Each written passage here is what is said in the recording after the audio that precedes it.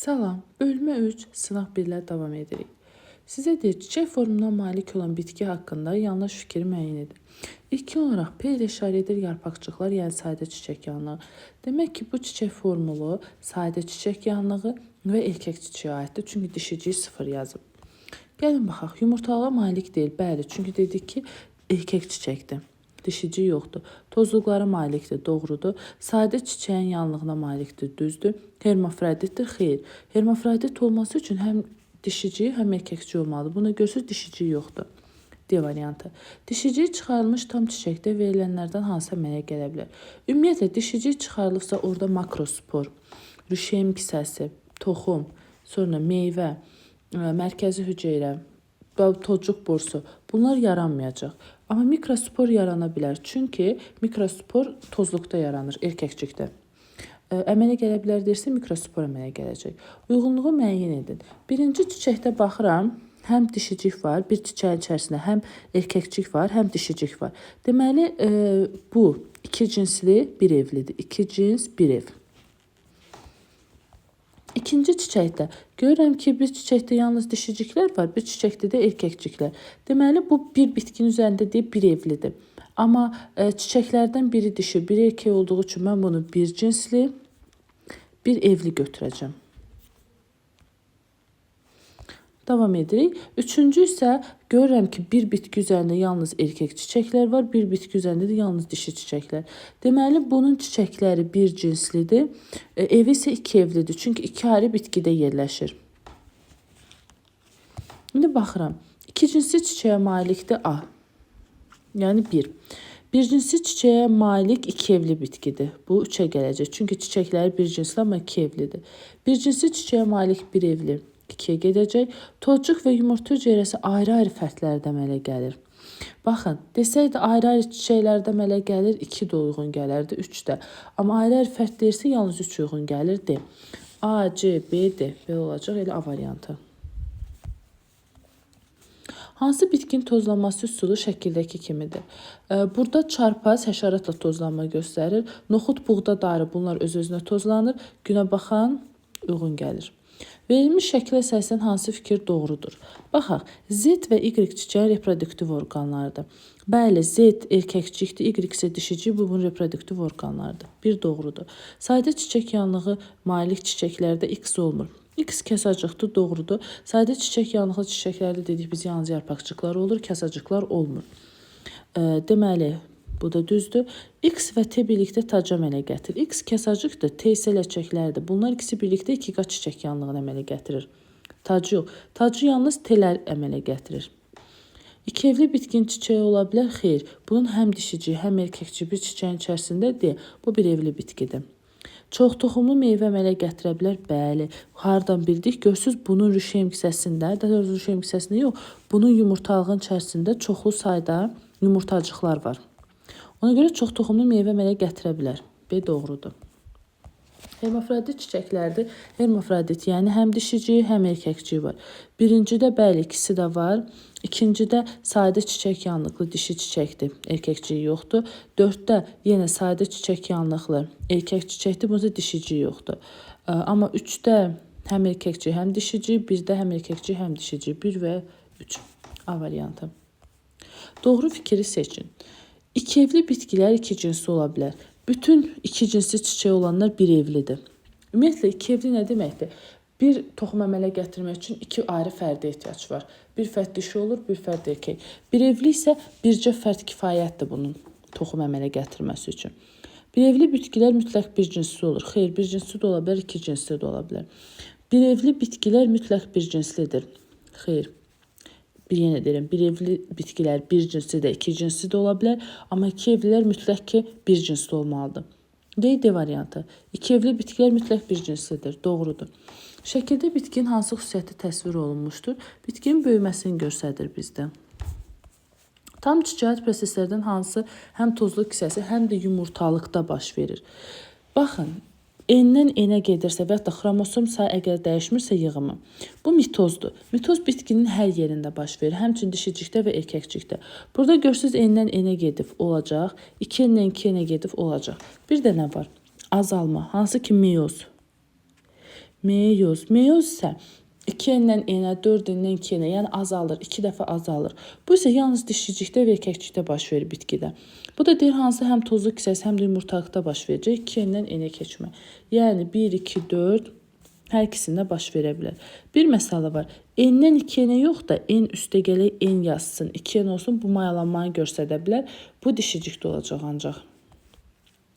Aşağıdakı sxemə əsasən tozlanma nəticəsində əmələ gələn toxumların genetik müxtəlifliyin artma ardıcılığını göstərdin. Genetik müxtəliflik nə zaman artacaq? Çarpaz tozlanmada. Ən çox olacaq çarpaz tozlanmada. Daha az olar 2 çiçəklə öz-özünə tozlanma.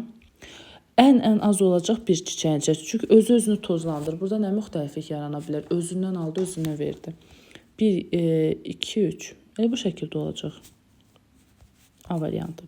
Yanlış bəndi seçin. Erkək qametləri hərəkət olan. Erkək qametləri hərəkətli olanlar mammırdır, qıcıdır. Hərəkətsiz olanlar da çopaq toxumlu, örtülü toxumludur. İndi deyir, yanlışı seçin. İlkin cücəsi protal ola bilər, bəli, qıcının. Kök və gövdəsi ola bilər, bəli, qıcının. Qıcıda dedik ki, biz əlavə köklər, yəni köklər var, həmçində kökümsov var. Yəni yeraltı gövdəsi. Qoza və toxum ola bilər, xeyr. Qoza və toxum çopaq toxumlardadır. Onlarda da erkək qametlər hərəkətsizdir. Qanadçıqlı meyvələrə malik ola bilər. Cökə ola bilər, qovaq yox. Cökə və görüş. C variantı doğrudur. Tozlu kisəsi hansı rəqəmlə göstərilmişdir? Bir deyək. 1 elə tozlu kisəsidir. 2 dişiciyin ağzıdır. 3 sütuncuqdur. 4 isə yumurtacıqdır. İndi burada nəyə soruşur? Tozlu kisəsini 1 ilə. A. Doğru cavabı tapın. Triploid endosperma malik. Triploid nədir? 3N. 3N endosperma malik olan bitkinin haploid xromosom dəstə hüceyrəsi ola bilməz. Ola bilər spermi, yumurta hüceyrəsi. Bunlar haploid olacaq. Haploid nədir? N. Bunların da söhbət bu arada burada çiçəkli bitkilər, örtülü toxumlardan gedir. Bunun da haploid xromosom dəstəyini deyirəm. Spermi və yumurta hüceyrəsi ola bilər. Bir toxumun əmələ gəlməsinə 4 qamet iştirak edir.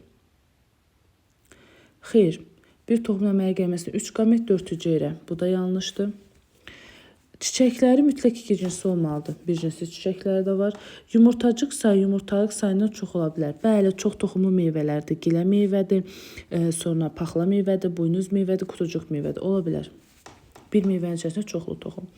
Əgər bir meyvənin əmələ gəlməsi zamanı 2 qat məlumatda iştirak edən spermlərin sayı yumurta hüceyrələrinin sayından 14 ədəd çox olarsa, yəni yumurta hüceyrəni x yazıramsa, spermi x üstə gəl 14 yazmalıyam. Bu meyvədəki toxumların sayını tapın. Söz ümumiyyətlə yadınızda saxlayın. 2 qat məlumatda əmələ gələn toxum sayı hər zaman sperm sayı çıxılsın yumurta hüceyrənin sayına bərabərdir. Tutaq ki, 1 deyək birinci ən asan. Bir toxum yaranması üçün mənə bir yumurta hüceyrə, 2 də sperm lazımdır. Bayaq nə dedim? Toxumu tapmaq üçün spermdən yumurta hüceyrənin sayını çıxmalısın. 2-dən 1 çıxdıq, ödədi. Və yaxud da ki, 3 toxum yaransın. 3 toxum yaranması üçün 3 yumurta hüceyrə, 6 dənə də sperm lazımdır. Bu şəkildə hər zaman ödəyəcək. Çünki toxumun yaranması üçün n sayda yumurta hüceyrə varsa, 2n sayda da ondan 2 dəfə çox da sperm lazımdır. İndi buradan mənə toxumu soruşur deyə, yenə spermlə yumurta hüceyrəni çıxacağım. Yəni x üstə gəl 14-dən x çıxacağım, eləcə 14. Demək 14 toxum yaranacaq burada. 16. Üzərində sporofit nəslə rast gələn yaşıl quşmamırı haqqında hansı fikir yanlışdır? Üzərində sporofit nəsil ayaqçıqlı qutucuqdur. Ayaqçıqlı qutucuqda dişi quşmamırı üzərində rast gəlinir. Üzərində qutucuq əmələ gəlib, bəli. Üzərində spor əmələ gəlib, bəli. Qutucuq da əmələ gələcək. Erkək və xeyr. Mamırlar ümumiyyətlə 2 evlidirlər. Ya erkək olur, ya dişi. İkisi də eyni anda olmur. İstehsalçı da fotosintez edib maddə hazırlaması. Bu həm erkək, həm dişi ikisinə də aiddir. Edicə yanlış olacaq elə. Toxumca meyvəli bitkidir. Toxumca meyvəli bitki günəbaxan idi, zəncir otu idi. Burada da günəbaxan var. Götürürəm.